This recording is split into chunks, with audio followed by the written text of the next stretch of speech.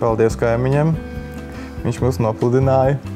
Jā, patiesībā bija viens skaists ziemas vakars, un es rakstīju savu maģistra darbu, un pēkšņi skatāmies ūdens vienkārši mans istabā no griestiem līst.